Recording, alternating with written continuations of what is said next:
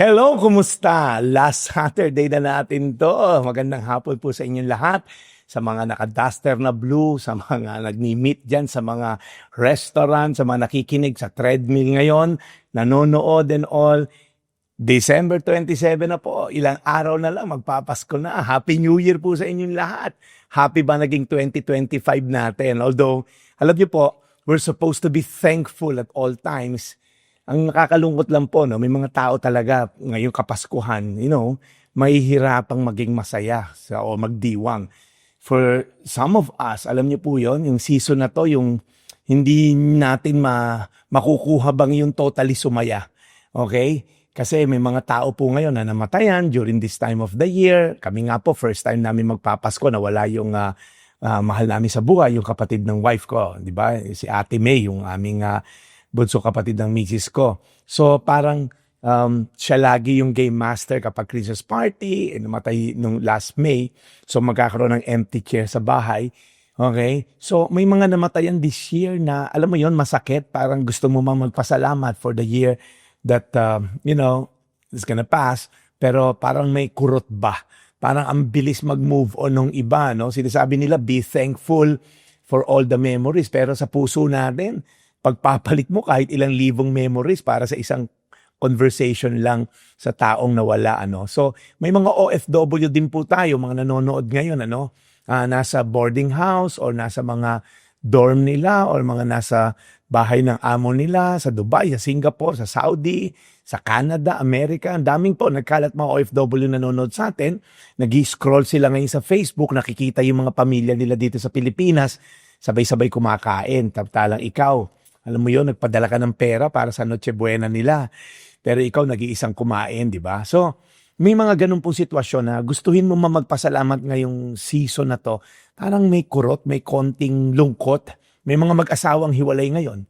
Hindi mo alam mo yon, distance lang ba to, physical o emotional na rin ba, relational, unti-unting namamatay yung marriage nyo. At habang may Christmas song at countdown ka na napapanood, mas ramdam mo yung katahimikan sa bahay. Maring empty nester ka na wala kang kasama ngayon. May iba dito, problema naman pera. Lubog ka sa utang ditong taon na to. Tambak yung bills. Niisip mo ngayon, paano ko harapin yung January? Dami ko pinagkakautangan habang lahat nagsasabing Blessed New Year. Kaya ang tanong mo, Lord, nasaan ba blessing ko? Ba't ang tagal dumating? Paano ko ba haharapin yung 2026 na buo ng pag-asa? So let me say this clearly.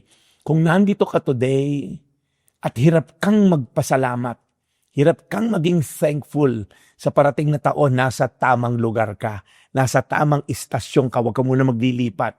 Hindi natin biniminimize yung sakit mo, hindi natin tinatakpan yung joy naman ng iba, okay, sa gusto nyo mag-celebrate, pero gusto lang kitang dalhin sa isang kwento 2,000 years ago sa Biblia, okay, na despite the challenges na kinaharap nila, despite sa problemang kinakaharap nila, nagpasalamat lang si Jesus. Okay? At dumating yung grasya. Kasi tayo minsan, pagdating ng grasya, saka magpasalamat. Pagdating ng healing, saka magpasalamat. Sa pagdating ng restoration, saka magpasalamat. Si Jesus baligtad, nagpasalamat siya, and then the provision, the solution follows. Punta tayo sa chapter 6 of John. Okay? At alam niyo na to, the feeding of the 5,000. Familiar tong story na to, pero minsan, dahil sanay na tayo, hindi natin na nakikita yung gustong ituro minsan o ibang angulo natin makita. Now, imagine niyo yung scenario. Si Jesus po, naging famous na siya. Marami mga taong gustong makarinig sa kanya, makapanood sa kanya, makakita ng mga himala, kumalat yung balita. So, daming sumunod kay Jesus. Kaya nasa isa silang liblib na lugar. Maghapon silang nakikinig, may pagod, may gutom, walang pagkain, walang karinderya, walang grab food dito, malayo sa bayan. Sabi sa Bible, 5,000 men, yung palang yung binilang ng mga disciples niya. So with women and children, more or less, nasa 15 to 20,000 yung mga tao na to. So sabi sa John chapter 6, tinignan ni Jesus yung napakaraming tao, tinanong niya si Philip, saan kaya tayo makakabili ng tinapay para sa mga tao na to? Okay? Ang weird naman ng tanong ni Jesus kasi makahanap ka man ng bilihan ng tinapay, wala naman siguro panaderia na kayang mag-bake ng ganong karaming tinapay na isang bagsak, di ba? Pero makikita natin doon sa verses na to, tinetest lang ni Jesus si Philip. Okay? Kasi alam niya, Alam na niya yung gagawin niya. Okay? Kasi sagot ni Philip, Lord, kahit kalahating taon na sweldo, kulang pa para makatikim sila ng isang kurot. Okay? And then ito naman si Peter, si Andrew, may dalang bata. Ito, boss, chief, amo, may maliit na bata ritong paslit, may 5 tuyo. Kung naman tinapay nila noon, at 2 isda. Sorry, 5 tinapay, brother, at 2 isda. Okay, so pero sa dami nila, saan maating tong 5 loaves of bread and 2 fish na to? Okay? Tapos ito nakakagulat. Pag tinignan nyo, kinuha ni Jesus yung tinapay, saka yung isda, and He gave thanks. Nagpasalamat siya. Now, I want you to focus on this story kasi maaaring ikaw ngayon ay naririto at hindi ka makuha magpasalamat kasi kakarampot yung provision. Ang laki ng problema, ito lang yung provision, o yung iba sa inyo, ang laki ng problema, wala unabes na provision. So, paano ako magpapasalamat? May problema na, kulang na sa supply. Wala nga kaming makitang solusyon. Okay? Mukhang ano pa nga, mga solusyon pa nga ng mga puro patawa lang eh. Isang tayo kuha ni isang kurot, hindi ba kakakain tong mga to? Pero bakit si Jesus, sineryoso yung 2 isda at 5 tinapay at kinuha, and then sabi, and He gave thanks. Bakit? At yung pag-usapan natin ngayon, baka mayroong sikreto si Jesus kung paano dumating ang provision, okay? Kung paano ang tamang flow ng provision. So point number 1, gusto ko maintindihan natin, Jesus knows what you need. I mean, the Bible says, He knows before we even pray kung ano kailangan natin doon. Kailangan natin. Sabi sa verse 5, when Jesus looked up and saw the crowd. Okay, church, makinig kayo. Nakita niya yung crowd. Kawawa, mga gutom. Sabi, pag pinaalis naman natin to, mamamatay ito, mawawalan to ng malay sa gitna ng kalye. Again, these crowds were never invited. Hindi sila nakaschedule, walang appointment. Bigla sila nagdatingan, gutom, needy, demanding, pero hindi sinistam ni Jesus, ha? Pinansin sila ni Jesus. Okay? At ang gusto kong marinig mo dito, nakikita ka rin ni Jesus. Ano man pinagdadaanan mo, nag-iisa ka dyan na OFW sa boarding house na yan, nakikita niya yung empty chair sa bahay mo na may namatay na kapamilya. Nakikita niya yung marriage mo na naghihikahos and holding on a thread na isang ano na lang at maghihiwalay na kayo. Nakikita niya yung bank account mo na parang Coke. Kung hindi sakto, madalas zero. Nakikita niya yung sakit na tinatago mo kahit nakasmile ka tuwing Sunday. At hindi lang basta nakikita ka niya, may plano siya. Sabi sa Bible, He already had in mind what He was about to do. Ang galing, ano? Ibig sabihin po, bago pa na-realize nila Peter, nila John ang solusyon na alam nilang imposible yung solusyon nila, Jesus Christ already have a solution. Bago mo pa ma-realize na may problema ka, may solusyon na si Jesus. Imagine that. Pinayagan niya si Philip na mag-compute. Sige, kumputin mo. Jesus, yung kalahating taon na sweldo ng mga tao, kulang pa para makakurot sila sa pandesal. Pinayagan niya mag-compute. Pinayagan niyang maramdaman nila yung impossibility ng sitwasyon. Si Peter, ito Jesus, maliit na bata, 2 isda, 5 tinapay, kakaprampot, 15,000 tayo rito. Minsan alam mo, inaalaw ni Jesus na talagang maubusan ka na ng diskarte bago tuluyan talaga tayo magtiwala sa Kanya. Na-compute mo na ba lahat? Pastor, na-compute ko na. Pag nagkabalikan kami, ganito, ganyan, malabo. Pagka nagbayad ng utang to, malaki pa rin ang kulang. Pag pastor, ganito, ganyan. Yung kinumpute mo na lahat ng senaryo, yung pera, yung lakas, yung oras, ang sagot mo, Lord, imposible to. Baka kailangan dito, contractor o congressman para maisalba ko sa utang ko. Pero ito ang kaibahan. Ang imposible sa'yo, hindi imposible kay Jesus. Ulitin ko. Ang imposible sa'yo, hindi imposible kay Jesus. He sees you. He knows what you need. And that alone, dapat ka na magpasalamat. Kasi itong pangalawa, napakaganda na to. Point number 2, Jesus gives more than you expected. Ha? Yung, kumbaga, ito lang yung iniisip ko, more than, yes. 5 loaves, 2 fish, thousands of people. Hindi nag-add up. It doesn't compute, tama? Pero sabi ni Jesus, paupuin nyo sila. Kung ikaw yung nandun na disciple, sandali Jesus, kung patayuin na natin to, paglakarin na natin, right? Baka may abutan silang bayan, makabili sila. Lord, gutom na tong mga to. Hindi upuan ng kailangan, hindi mamahinga. Pero bago ang provision, alam mo si Jesus, may surrender muna. Mag-chill ka lang, mag-relax ka. You've done everything, you've done your part, nag-compute ka na, imposible lahat. Ang problema lang kasi sa sitting, pag tayo nakaupo, tulad ko, nakaupo ako. Sitting connotes resting. And resting connotes trusting. Ba't patenga-tenga ka pa dyan na aming trabaho? Pagka naupo tayo, ibig sabihin, rested ka, trusting ka. Si Mary at si Martha, si Mary aligaga, si Martha aligaga, si Mary nakaupo sa paanan ni Jesus. Relax na relax. So, tanong yung kapatid niya si Martha, aligaga sa maraming bagay. Ano sabi ni Jesus? Martha, Martha, masyado kang aligaga. Only one thing is needed. Ano yun? Maupo.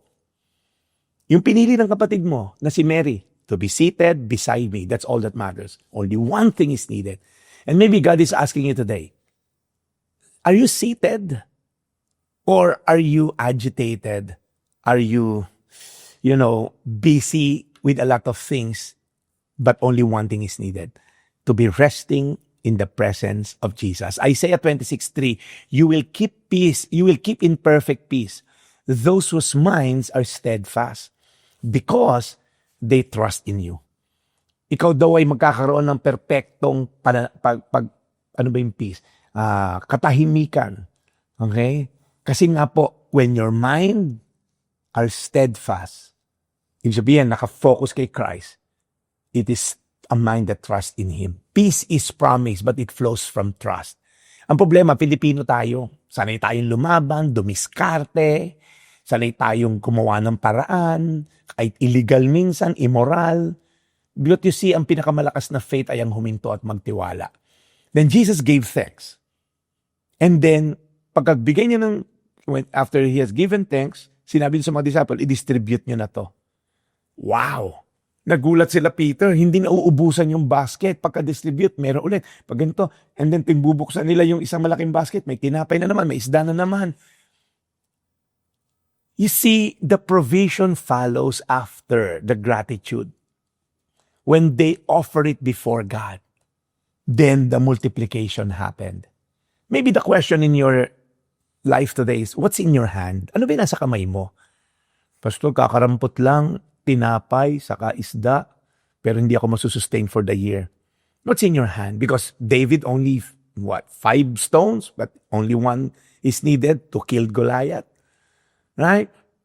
What's in your hand? Si Moses, staff lang, pero nung inoffer niya kay God, humati ng dagat.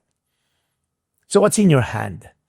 Kasi yung basketball na mumurahin lang dyan sa Decathlon, pahawakin mo kay Steph Curry, that ball will cost millions, right? So, it doesn't mean simply lang walang mararating when you offer it before God. Hindi siya tipid. Hindi siya ayuda ng 4-piece ng DSWD. Abundance. At hindi doon nagtagpos, may 12 basket full of leftovers pa from kulang to sobra. Gusto ko lang i-balance to. Hindi laging pera idadagdag ni Lord sa'yo. Minsan bibigay sa'yo ni Lord contentment. Minsan, community bibigay niya sa gitna ng depression mo. Minsan, peace na hindi ma-explain. Hindi na walay cancer, pero you had so much peace. So when you bring your insufficiency to Jesus, He make it more than enough. Right? So point number 2 natin, tandaan nyo to. Tandaan nyo itong pangalawang punto natin. Jesus gives more than you expected. Kala mo ito lang. God wants you to have more. Kala mo restoration of marriage, no? He wants to give you a testimony para ma-share sa buong mundo. Kala mo healing lang, hindi. Pinagaling ka niya, tahaba pa buhay mo. Because God wants to use you for His glory. Point number 3, Jesus Himself is the ultimate gift. Iba to. Okay? Kasi ito nangyari. Napakain yung 5,000. And then si Jesus left and went to another island. And then they followed. And then sabi ni Jesus, nandito pala kayo. Sabi ng mga tao, nandito ka pala Jesus. Sabi ni Jesus, sinusundan niyo ako, hindi naman dahil sa mga miracle Dahil Tom Jones na naman kayo. Hinahanap niyo ako, hindi dahil sa signs and wonders, kundi dahil you had your fill mga freeloaders kayo, nakalibre kayo ng chicha, ngayon gutom na naman kayo. And then he said something. Do not long for the bread that spoils.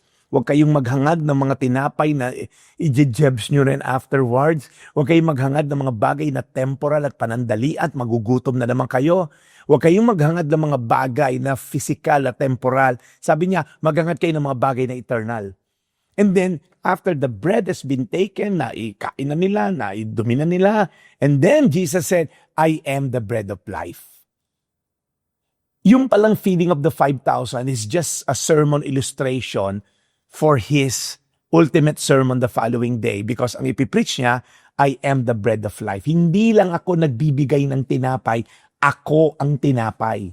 Church, ito pinaka-importante. Ang ultimate reason natin ng pasasalamat, hindi yung binibigay ni Jesus na trabaho, na career, na calling, hindi binibigay ni Jesus na pagkain, hindi binibigay ni Jesus na pera, kundi si Jesus mismo.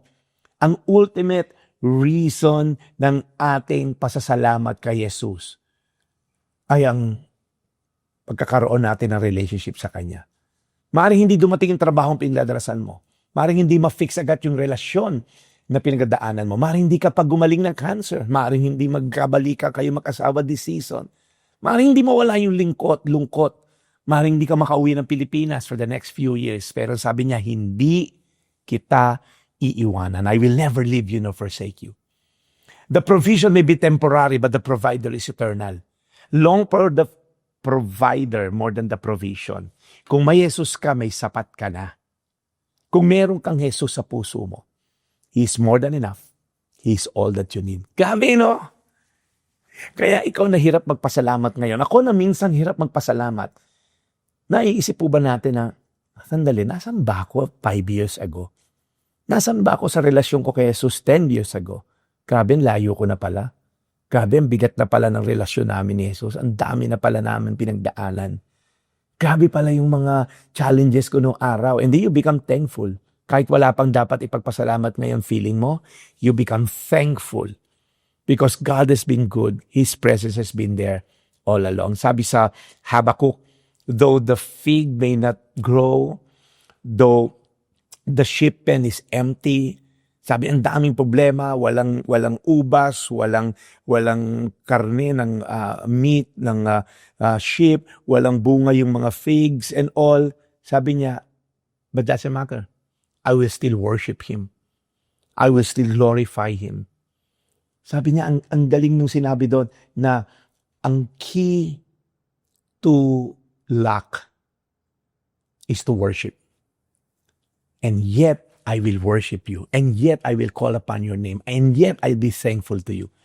Kaya po minsan, pag na-focus tayo madalas sa problema, masyado tayong aligaga sa maraming bagay to provide, to make things happen, nawiwindang tayo. But when we pause and pray, makikita mo, Lord, salamat po. Ito ang call to action natin this week. Isulat mo hindi yung blessings, kundi yung mga struggles mo. Okay? Baliktarin natin. Kasi madalas, yung sinusulat, yung blessing. Ano naging blessing mo? Top 3 blessing mo. Sulat mo yung mga struggles mo. And then dalhin mo kay Jesus. It's acknowledging the problem. Kasi hindi naman sinabi ni Jesus, Philip, wala naman ako nakikitang problema. Parang hindi naman sila gutom. Saya nga nila, yung word ko lang, enough na sa mga yan. Huwag mo nang pakainin yan. Hindi sabi ni Jesus, pag pinaalis mo yan, magugutom sa kali yan. Himatayin yung mga yan sa gutom. Pagod na yung mga bata. Sabi mo yung struggles mo, dalhin mo kay Jesus. Kahit kulang, umupo ka. Stop striving and start trusting. Stop striving, start trusting. Magpasalamat ka, hindi lang sa binibigay niya, kundi sa kung sino siya. Because at the end of the day, the ultimate reason natin ng pasasalamat, hindi kung ano yung nasa mesa, kundi kung sino ang kasama natin magpakailanman sa lamesa, kundi si Jesus. So, again, yung presensya po niya laging nandyan. Yung presensya niya lagi natin kasama. Someone once said na presence is a gift. But you see, intimacy is a choice. Kung gusto mo magkaroon ng malalim na relasyon, katulad ng preaching natin last week, intentionally seek natin siya. Personally seek natin siya. Sacrificially seek natin siya. Because If we do that, right, we're gonna have the ultimate contentment. Because as we face another year, 2026, in the next few days, let's face it knowing that if we have Jesus, then we have everything we need. If we have Jesus, we have all that we need. Kaya I want to encourage you today. Alam kong mahirap. Mahirap magpasalamat. Namatayan tayo. OFW ka na nag-iisa ngayon dyan sa kwarto. Hiwalay kayong mag-asawa. Lubog sa utang. Hindi nakapasa sa board. Whatever. Hindi tayo makahanap ng rason to be thankful. Right? And ngayong kakatapos na ng Pasko, papasok naman bagong taon. So parang wala akong dapat ipagpasalamat. But let me tell you something. If you have a relationship with Christ, that's all that you need. That's all that matters. Ano sabi ni Jesus? Apart from me, you can do nothing.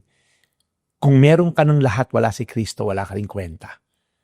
Pero kung meron kang Kristo at wala kang maraming bagay, ikaw ang pinakamahalagang tao sa mata ng Diyos. Because ikaw ay anak niya. Kaya let me close in prayer. I want to encourage you today. New Year is just around the corner. Marami tayong gagawin New Year's resolution. Marami tayong mga papangako na naman sa sarili natin.